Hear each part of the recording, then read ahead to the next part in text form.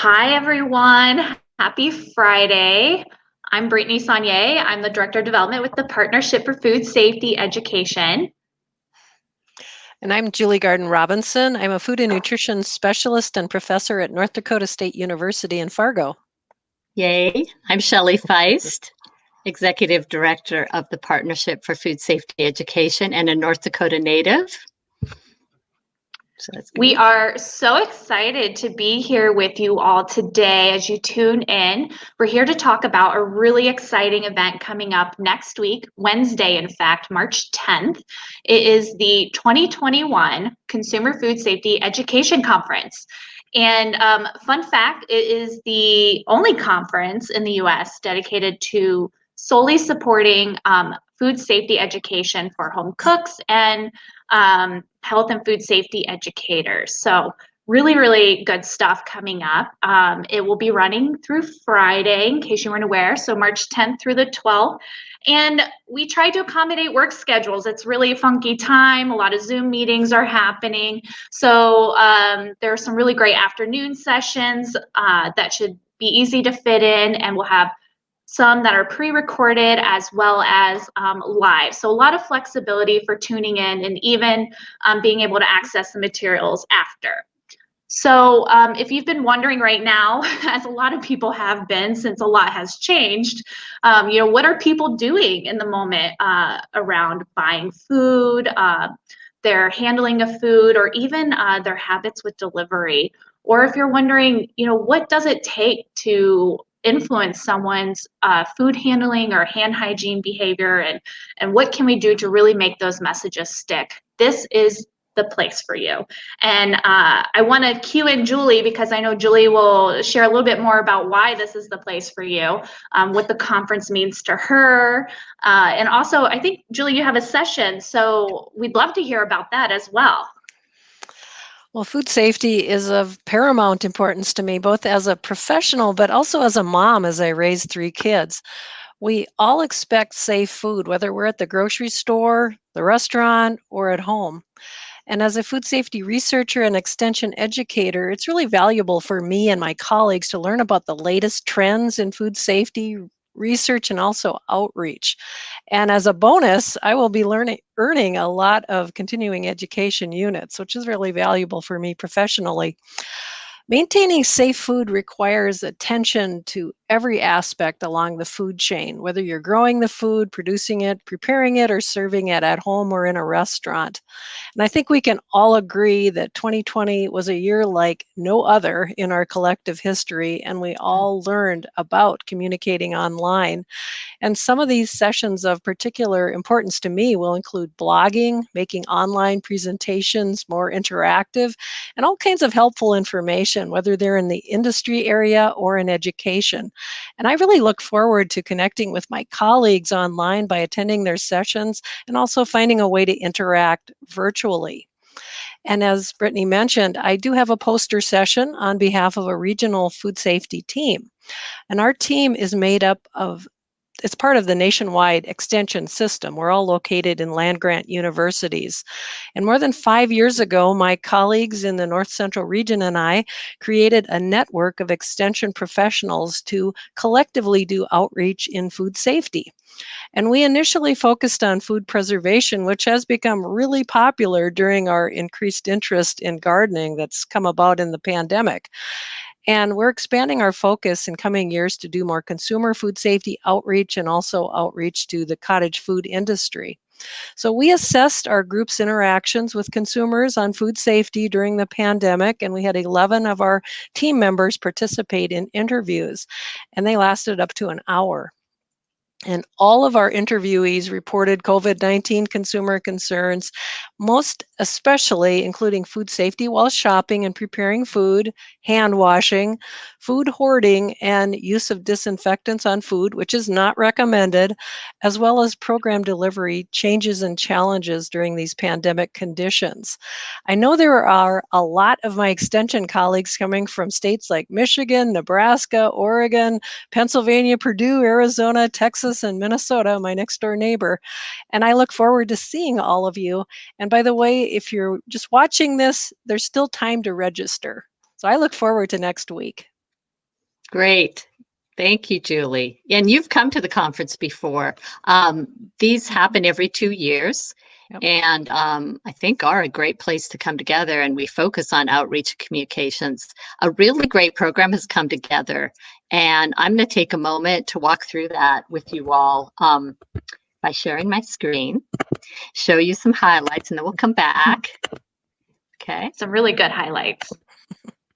Yes, let me. All right. Oopsie. Okay, here's a little bit of an at a glance. As Brittany was saying, we're meeting every afternoon, Wednesday, Thursday, Friday. And we have divided up the agenda, and I think you'll find it moves fast and it's quite enjoyable with breaks, etc.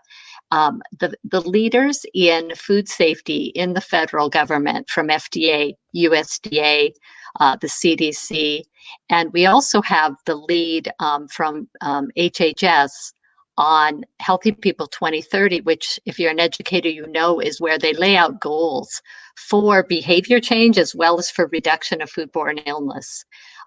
So I'm excited to hear from Carter Blakey. Scientists weigh in as a panel about a review of the fundamental consumer messaging that the partnership undertook. So we're going to have Ben Chapman and some of the other leading scientists who took part in that. We'll have breakouts where you'll hear sessions like Julie's, a lot of great sessions about, as Julie said, how COVID affected outreach and education, and how Extension had to respond and come up with new ways to do things.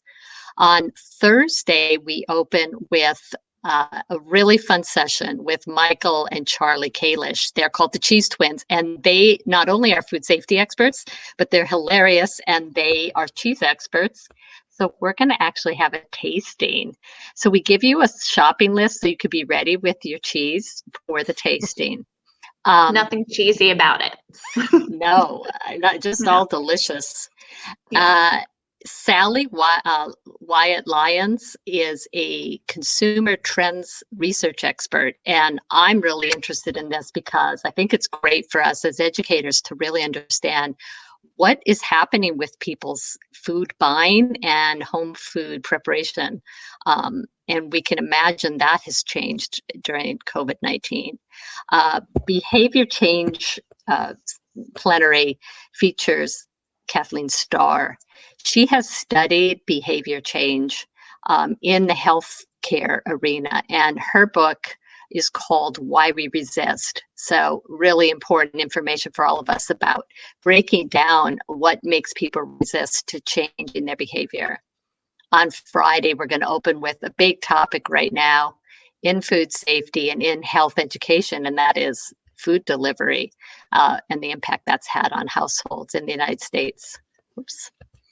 And Jason Dorsey will be live only. He won't be recorded. He is one of the leading experts on millennials and Gen Z.